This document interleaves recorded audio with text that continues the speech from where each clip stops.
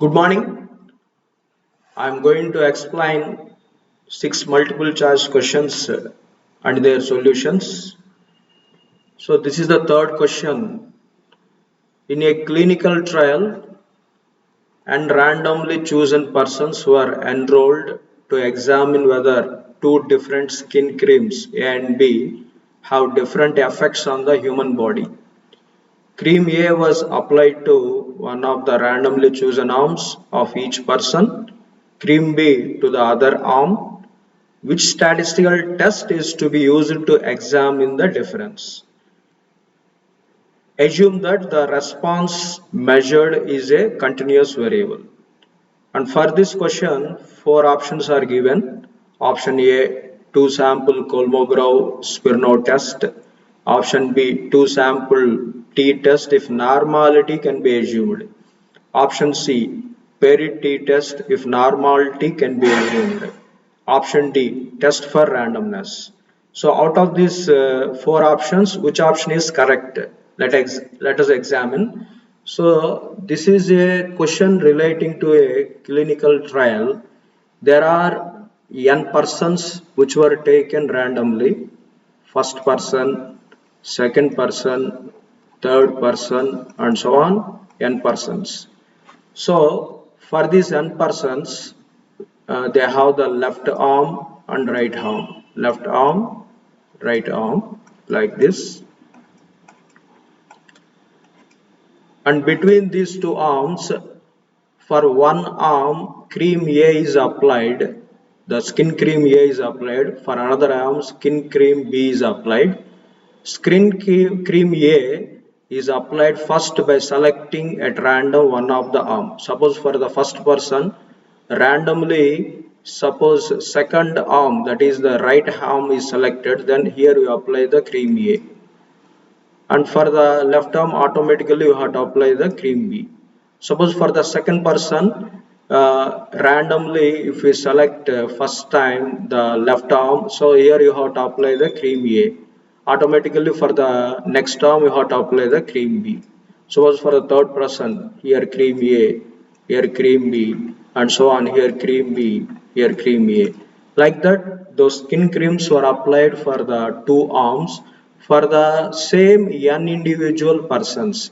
Here the number of individuals and the same persons were taken. For the same persons, here we are getting two data. One is the cream A data, another one is the cream B data. After applying the creams and after applying that creams, the result may be in some area they may get itching sensation or any other sensation. In which area, how much of the area they got the itching sensation, like that. And that area measurement is taken as a continuous variable, and that continuous variable you may take for cream A and cream B, XA and XB, like that. Here that interest is to test the significant difference between the effects of this cream A and cream B. So in this case, XA and XB data we are getting from one single sample of n individuals, so that these two are related variables. XB and XA are related with all these n single sample of individuals, so that there is a dependency here.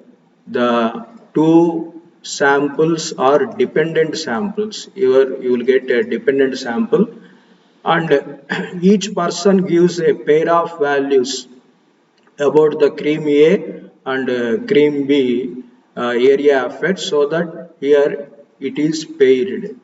So we have a pair of values, and these two pair of values are the two samples. You can understand it as, assume it as dependent samples here. So when there are dependent samples, two dependent samples, they are paired together.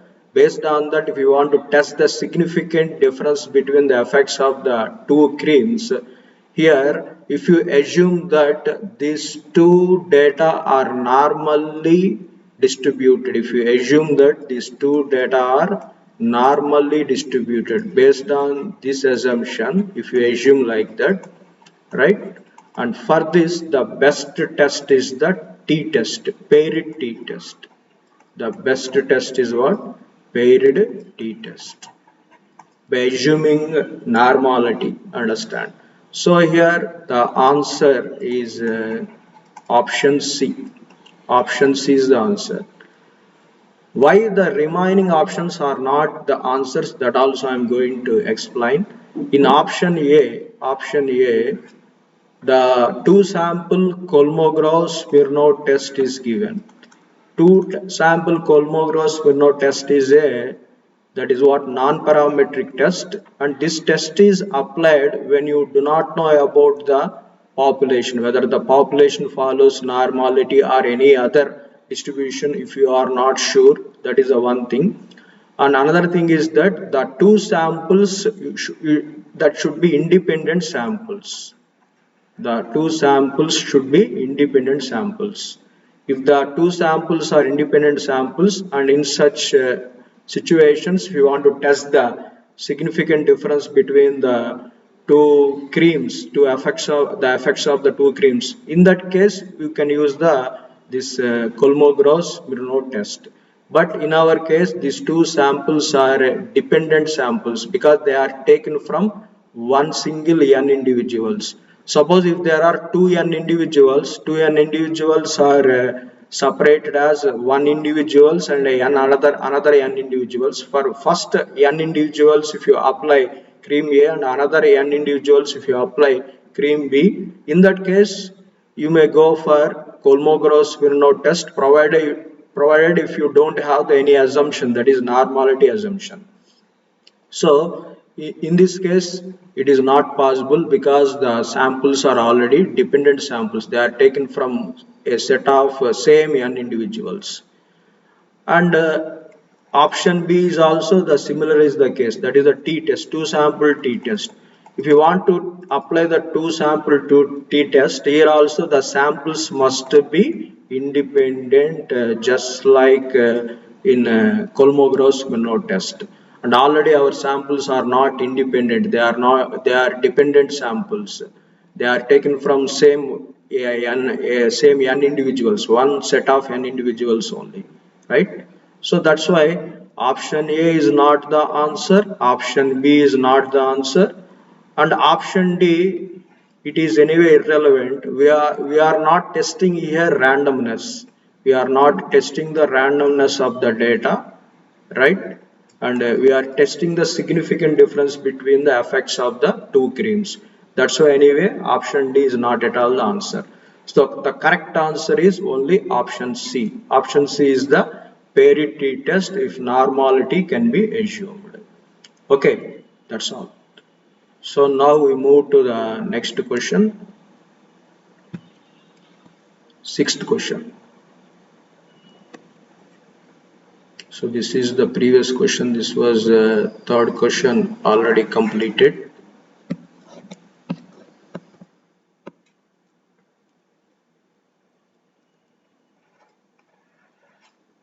Sixth question. What is the sixth question?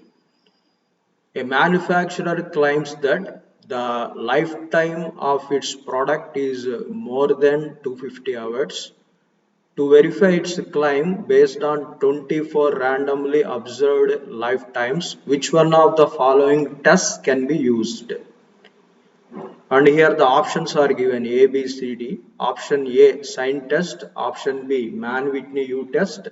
Option C, median test. Option D, Kolmogorov-Smirnov test. In the options, all options, they are relating to non-parametric tests. So that here the entire statement given in the question is also relating to the non-parametric tests only you have to consider. Now, what is the statement given in the question? A manufacturer is claiming that the lifetime of its product is more than 250 hours. And to verify its claim, a sample of 25 observed lifetimes were taken. So here to test his claim as more than 250 hours, this 250 hours we can't take it as mean because mean is usually a parameter. So we don't, it is not coming under parametric test, it is a non-parametric test, so that it may be taken as the median. So the median lifetime is what? 250 hours. So here we have to check his claim is that the median lifetime is more than 250 hours. So that here under the null hypothesis we take median is equal to 250 hours, and against the alternative hypothesis here H1 we have to test median greater than 250 hours. It is a right tail test, and it comes under one sample test. It is a it comes under what that is one-sided test. Okay, so to test this median m is equal to 250 against the alternative hypothesis H1 median greater than 250. So here the options, the best options for which for this test based on a one single sample, a sample of 24 lifetime observations were taken here. Understand, n is equal to 24 here. So we have a single sample. So to test this null hypothesis against the alternative hypothesis, among these options, the correct option is sign test. Answer A. Sign test is the correct option. By using the single sample sign test, we can test whether his claim, that is the median lifetime, is greater than 250 hours, right? So why the remaining options are not correct, that also we are going to examine. Option B is Mann-Whitney U-test. Mann-Whitney U-test is applied only when we have two samples. If you want to test whether the two samples have been taken from the same population or whether the two populations are equal, in that case we use the Mann-Whitney U-test. So here our statement is not relating to that kind of problem. So you can't apply Mann-Whitney U-test, right? Median test, right? Ours is also median test in the statement, but here this median test is different. Here median test is a generalized median test. Here it is also applied for two or more samples. Two or more samples. Suppose if you want to test whether two population medians are equal or more than two population medians are equal, in that case we go for median test, right? And option C. So option C is also not the correct answer. And option D. Option D, Kolmogorov-Smirnov test. In the Kolmogorov-Smirnov test, we have one sample Kolmogorov-Smirnov test is there, two sample Kolmogorov-Smirnov test is also there. So ours is a one sample case, but one sample Kolmogorov-Smirnov test is used to test the cumulative distribution, hypothetical cumulative distribution function of a population, or to test the significant difference between the sample cumulative distribution function and the hypothetical population cumulative distribution function. In that case only we have to use the Kolmogorov-Smirnov test. It is not used to test the median, so that this is also not applied. So in this case the best test is the better test among all these four tests is that sign test only. So sign test is only the answer. We go for option A. Understand? So this is the sixth question. Now we move to the seventh question.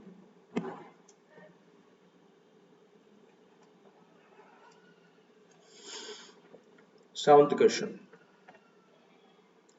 If XR, the suffix the R is in the parenthesis, is the rth order statistic in a random sample of size n from a distribution with CDF, that is cumulative distribution function capital F of x, which is continuous, then fx of r, capital F of x of r,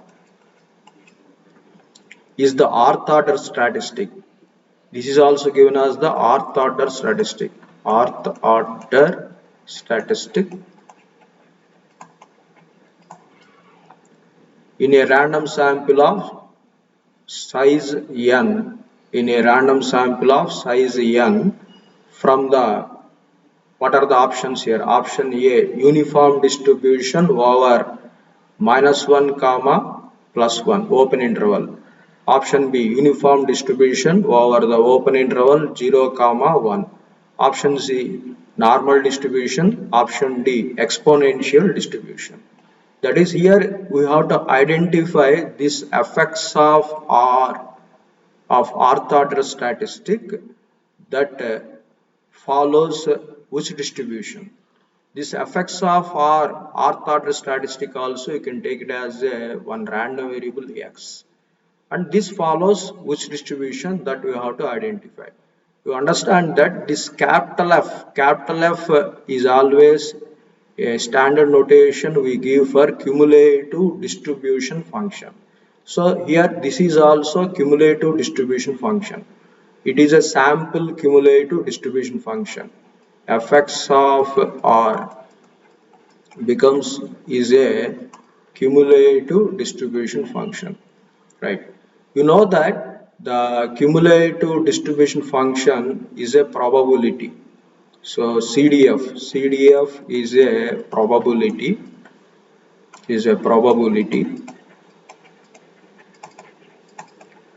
and in general probability value always lies in between 0 and 1. So in general you know that 0 less than or equal to the probability value less than or equal to 1, right? So in general 0 less than or equal to fx of r, right, less than or equal to 1, and particularly here in our case, therefore fx of r follows uniform distribution. It is uniformly distributed in the interval 0 comma 1, in the interval what 0 comma 1. So it is uniformly distributed, understand, because its value lies in between 0 and 1. So the correct answer is option B, Bombay, for this. Option B. Option B is the answer. Okay. So correct answer is here.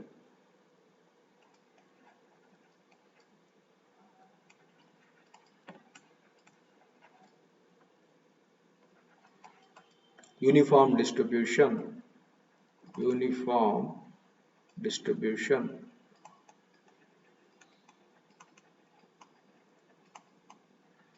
over 0 comma 1, understand. Now the remaining options, why they are not the answers? Because in option A it is given that the uniform distribution over the entire interval -1 comma +1. It is not the answer, because f of x of r is a probability. Probability value always lies in between 0 and 1 only. It never lie in between -1 and +1. It never be negative. -1 to 0 we should not consider. That's why option A is not the answer. Option C, normal distribution. Normal distribution range is what? From minus infinity to plus infinity. So this is also not possible, right? Because fx of r always lies in between 0 and 1 only. It is a probability value.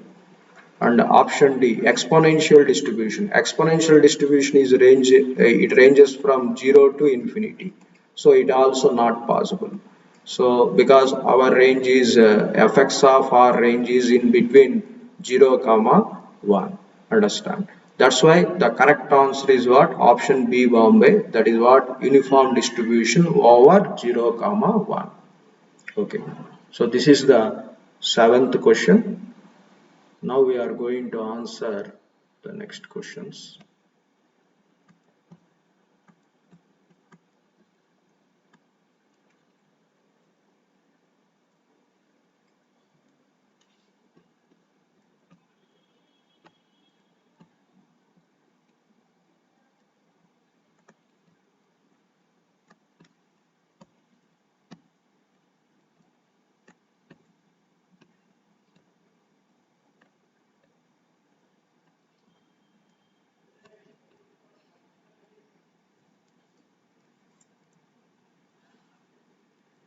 Okay, 32.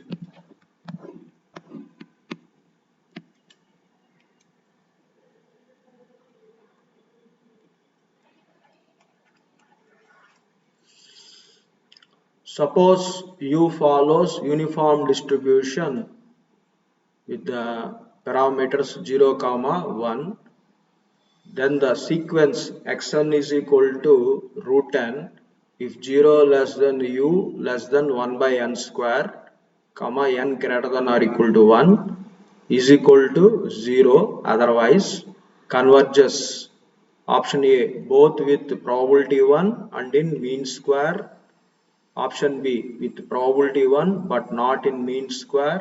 Option C in mean square but not with probability 1. Option D neither with probability 1 nor in mean square. Right. Here we are given a random variable u. You can take it as x also.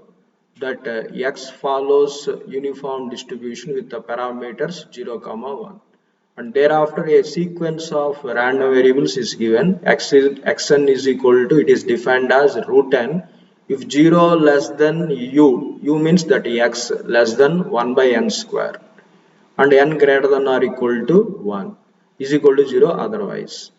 Now we have to check whether this sequence of random variables converges both with probability 1 and in mean square, or with probability 1 but not in mean square, or in mean square but not with probability 1, and neither with probability 1 nor in mean square. This you have to check. Right, any one of the option you will get the answer. We have one important property in the convergence is that mean square convergence is more powerful. Suppose if you check mean square convergence for a sequence of random variables, suppose those sequence of random variables they are convergent in mean square. They are satisfying, that sequence is satisfying, it is holding the property of the mean square convergence. Automatically it becomes what? Probability convergence also. It will converge in probability with one also. So first you have to check. Let us given the that is the sequence, given the sequence xn, whether it converges in mean square or not.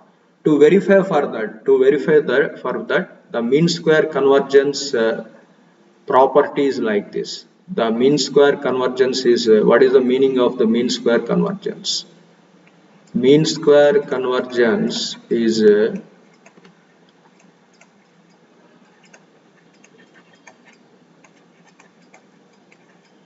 that limit n tends to infinity variance of xn. Variance is called mean square. Variance of xn, we should get 0. If you get like that, mean square, the sequence of random variables xn, they will become mean square convergent, becomes mean square convergence, also becomes, that is implied condition, also become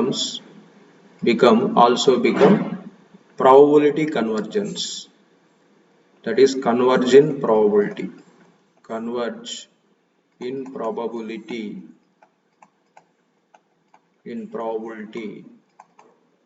with 1. So that's why first we have to verify this condition, whether mean square convergence satisfies or not the given sequence of random variables. So let us check this. For checking that, we take the information. So given u is equal to, you can take it as x, follows uniform distribution with the parameters 0 comma 1. 0 is taken as, suppose, alpha, and 1 is taken as beta.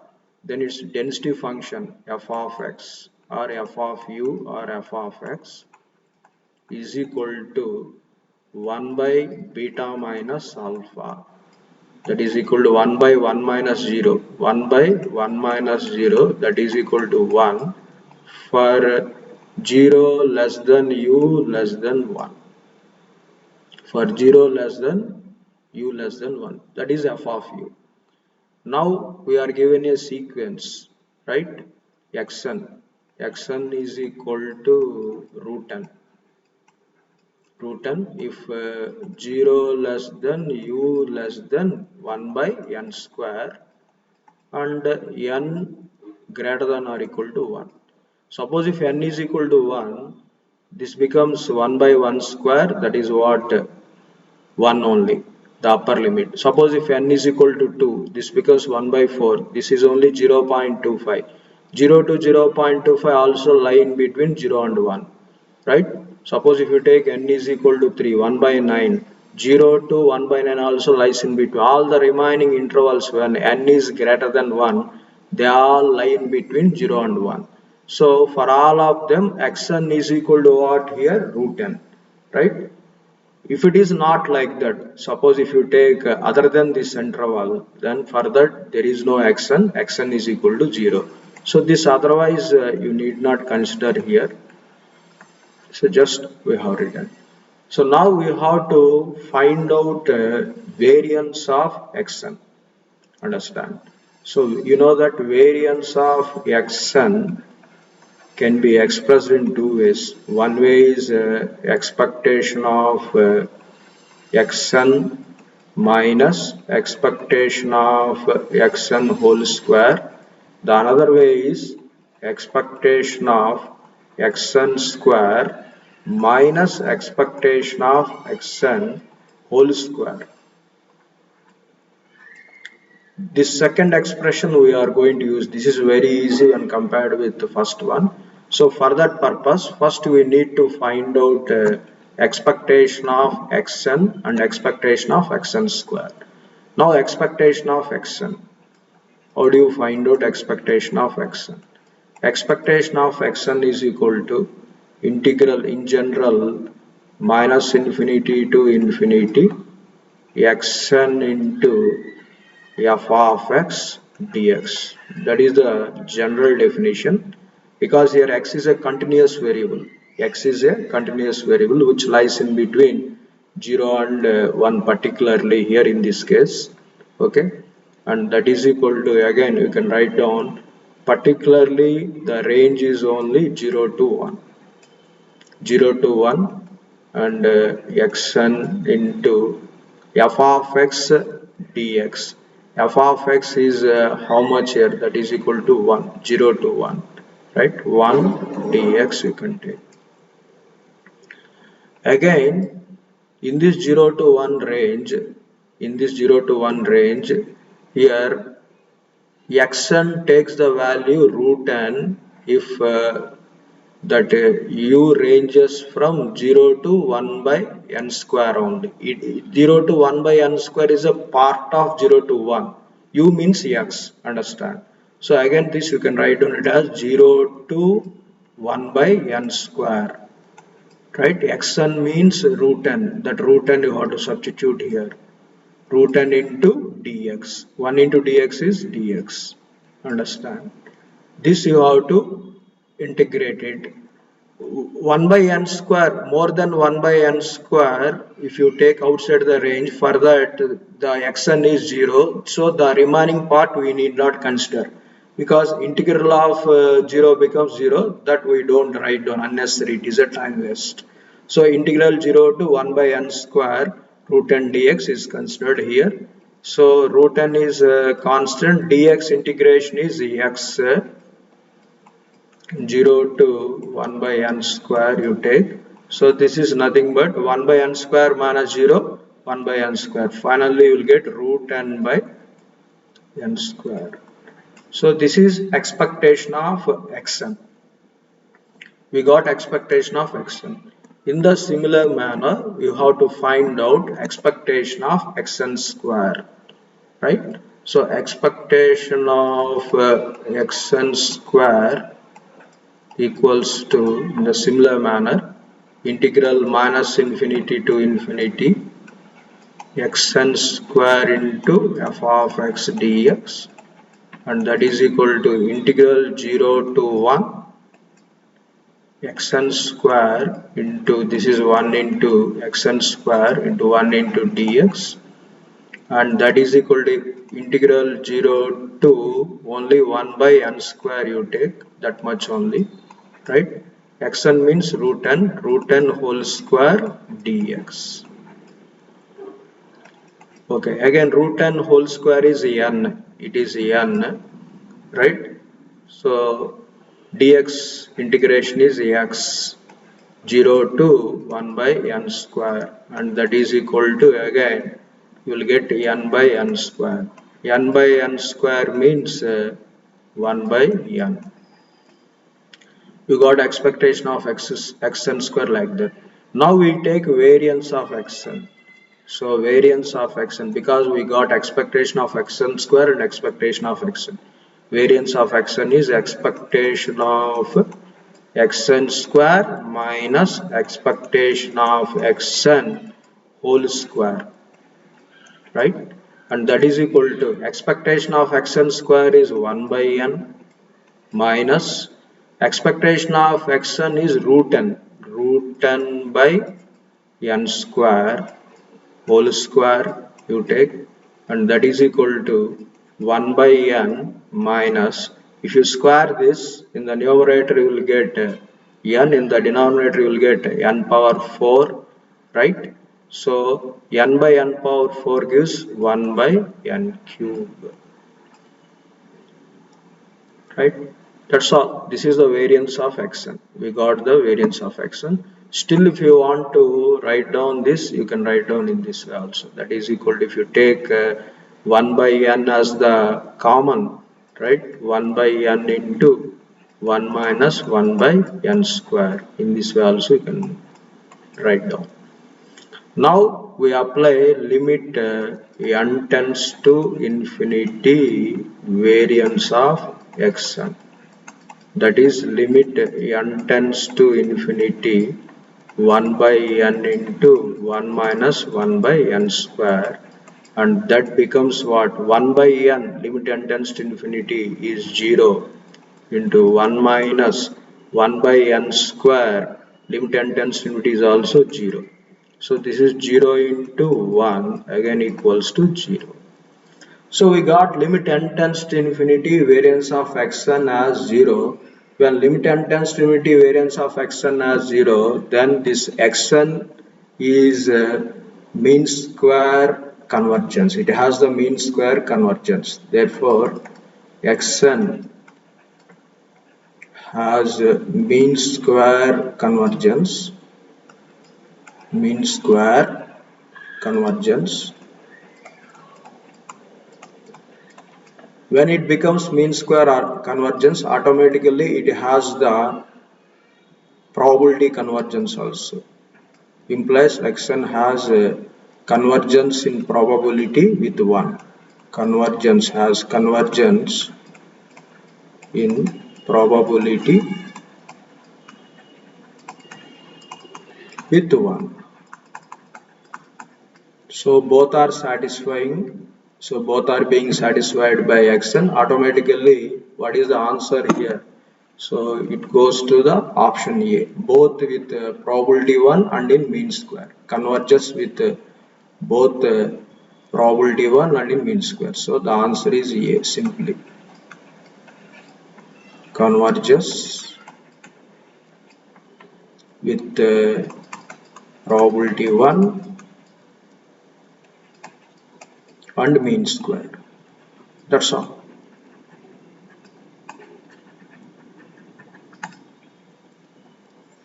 Suppose if it is not converging in mean square, then you have to check whether it converges with probability 1 or not. Understand?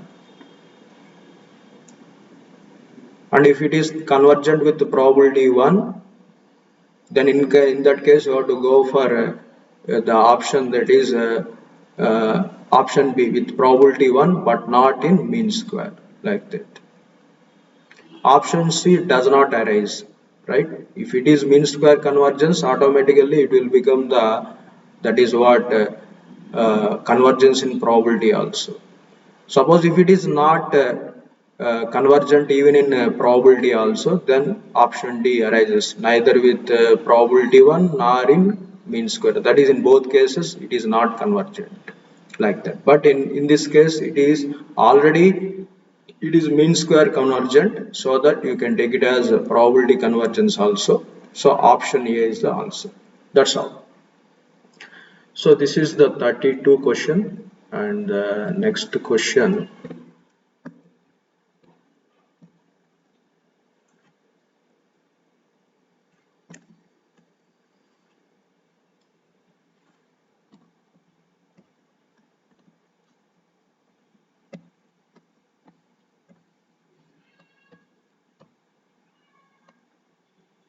36.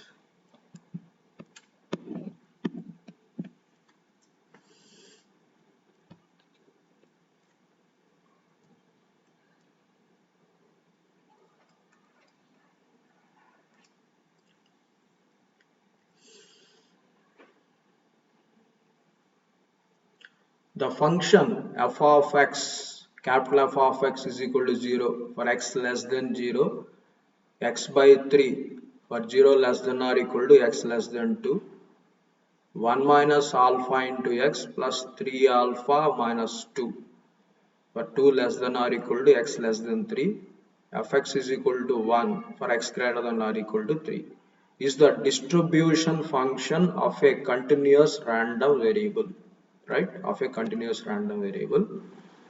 And we have to answer option A, whether it is for all alpha values 0 comma 1 or for all alpha belong to 2 by 3 comma 1, for all alpha belong to 2 by 3 comma 1 is a closed interval. In option B it is open interval, understand. In option A also it is open interval. In option D, if and only if alpha equals to 2 by 3. If and only if alpha equals to 2 by 3. Right. So let us do this problem. Here we are given a distribution function, that is a cumulative distribution function of a continuous random variable. Understand? So this is a cumulative distribution function, and here we are asked about this alpha. Alpha is involved here in the third expression. Alpha is a constant, so it is asked about alpha. Then we do one thing, as this is a continuous random variable, from the distribution function you will get the probability density function. If you differentiate the distribution function with respect to x, then you will get the probability density function. And we know that the total probability should always be equals to 1. By taking that particular equation as the total probability is equal to 1, and from that you can find out the alpha value. Understand? Right. So we do like this. Since x is a continuous random variable,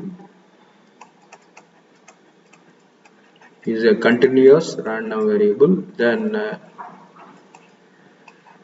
the PDF probability density function, which is denoted by f of x like this, is equal to capital F dash of x or dfx of x, that you have to differentiate it. Okay, so what are the PDF values? F of x is equal to, if you differentiate 0, 0 differentiation is 0 only for x less than 0. If you differentiate x by 3, then that is 1 by 3. X by 3 differentiation is how much? 1 by 3 for 0 less than or equal to x less than 2. If you differentiate 1 minus alpha into x plus 3 alpha minus 2, only x differentiation is taken as 1, its quotient is taken as 1 minus alpha. 1 minus alpha into x differentiation as 1 plus 3 alpha minus 2, these are the constants. Constants differentiation is what? 0 minus 0. and that is nothing but 1 minus alpha. If you simplify this, you will get 1 minus alpha. This is for 2 less than or equal to x less than 3. And again it is equal to 1 differentiation. The constant 1 differentiation is again 0 for x greater than or equal to 3. So for x less than 0, f of x is 0. For x greater than or equal to 3, f of x 0. So the defined range is only from 0 to 3. This only you have to consider for f of x. In this 0 to 3, for 0 to 2 you have to take 1 by 3. For 2 to 3 you have to take how much? 1 minus alpha. And based on this you have to find out, we have to find out the alpha value. We have to find out what? Alpha value. Okay, so let us find like this. Since total probability is unity, that is 1,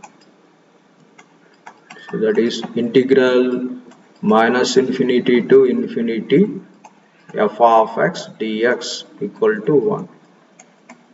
In this we take only the defined range of f of x without zeros, that is only up to 0 to, from 0 to up to 3 only, 0 to 3 f of x dx is equal to 1, right? In the next step 0 to 3 is split as 0 to 2 f of x dx plus 2 to 3 f of x dx is equal to 1, like that we take, right?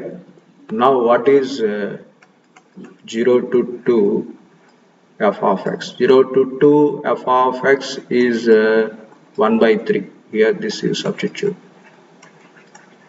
plus 2 to 3 f of x. F 2 to 3 f of x is only 1 minus alpha. 1 minus alpha dx is equal to 1.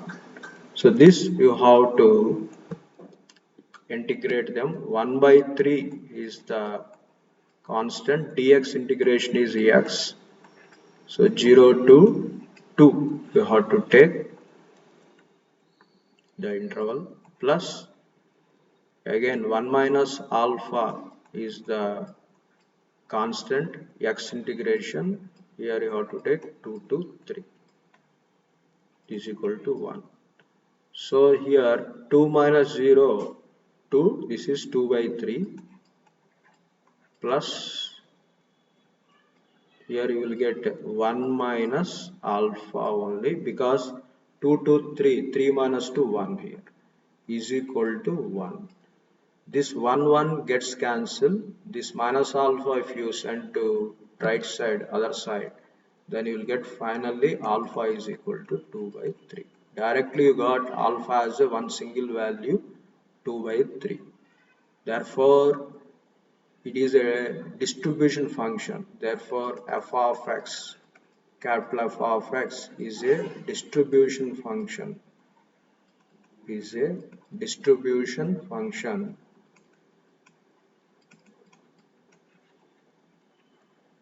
if and only if alpha equals to 2 by 3. That's all. Alpha equals to 2 by 3. So straight away we get the answer. So answer is option D, Delhi. Option D. So answer is option D. So remaining options are not correct. Directly we got, this is a problem, directly we got the answer. So we need not check up, we need not discuss with the remaining options how they will not be the answers, right? So the answer is what here, directly option D, answer D. Okay, and one more question, 37th question.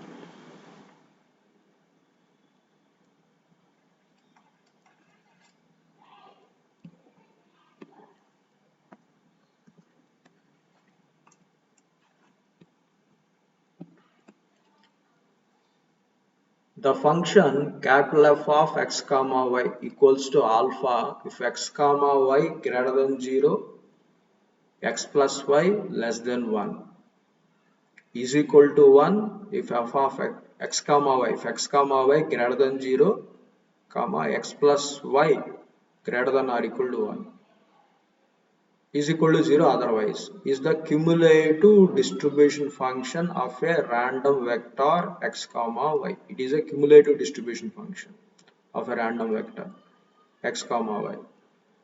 Now the options for no real value of alpha, option B if and only if 0 less than alpha less than 1, option C if and only if 0 less than or equal to alpha less than 1, option D if and only if 0 less than alpha less than or equal to 1.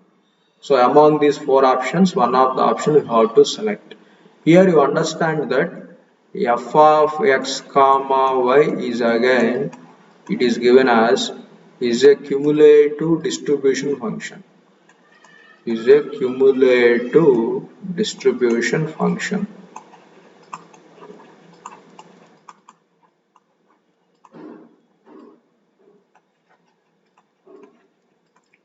So whenever it becomes a cumulative distribution function, again this becomes a joint probability function also, that is probability of capital X less than or equal to small x, capital Y less than or equal to small y.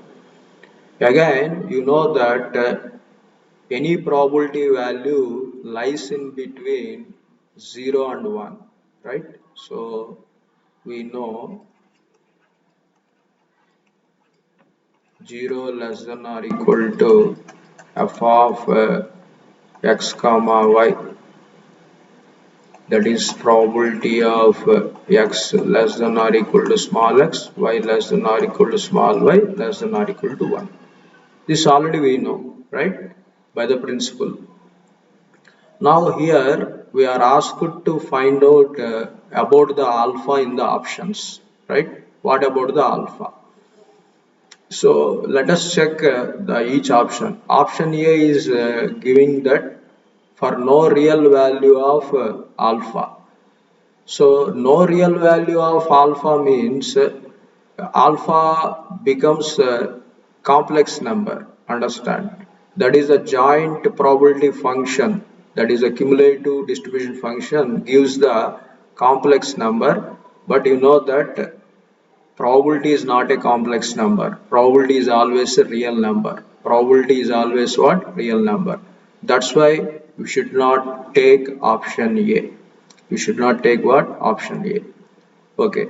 Now come to option B. Option B is that if and only if the alpha value 0 less than alpha less than 1, right? So alpha value is the one of the f of xy value, so that it is lying in between 0 comma 1 means somewhat it is up to some extent it is okay, because any probability value lies in between 0 and 1, right? Alpha is also a probability here, in this case one of the value of f of x comma y, so that this also lies in between 0 and 1. So option B is somewhat okay, right? Option C, come to option C, if and only if 0 less than or equal to alpha less than 1. This is more appropriate. This is more appropriate. Why this is more appropriate? Option C only the answer why it is. Let us check it. Here you understand that 0 less than or equal to f of xy is equal to probability of x less than or equal to x, y less than or equal to y, less than or equal to 1. Already we wrote. So therefore 0 less than or equal to f of xy, the left side you consider. Understand? Then its first value is how much here? Alpha. So that 0 less than or equal to alpha, right? That can be considered. Okay. You come to the right side part. Right side part is what? F of xy is less than or equal to 1. But in this, what happened? is equal to 1 already given here for other part, that is here you can bifurcate if it is like this: f of x comma y, x comma y is less than 1, and f of x comma y is equal is equal to 1. That is equal to 1 we separated. This is equal to 1 already mentioned in the problem. F of xy is equal to 1 if x plus y greater than or equal to 1 already is there. Then already it is there means then alpha should have to become only the possibility that less than 1 only. Then alpha should be less than 1 only. So here 0 less than or equal to alpha, here alpha is less than 1. Alpha less than or equal to 1 is not possible because is equal to 1 already here it is mentioned. Here it is mentioned. That's why you should not take is equal to 1 here. Already is equal to 1 is mentioned for what? X plus y greater than or equal to 1. So therefore you can take 0 less than or equal to alpha less than 1. So for x plus y less than 1, x plus y less than 1. So this is the value of the cumulative distribution function, that is f of x comma y. So x comma y is equal to alpha, and where 0 less than or equal to alpha less than 1 for x plus y less than 1. So based on this, the correct option for this question, the correct answer is only option C. Answer is only option C, right?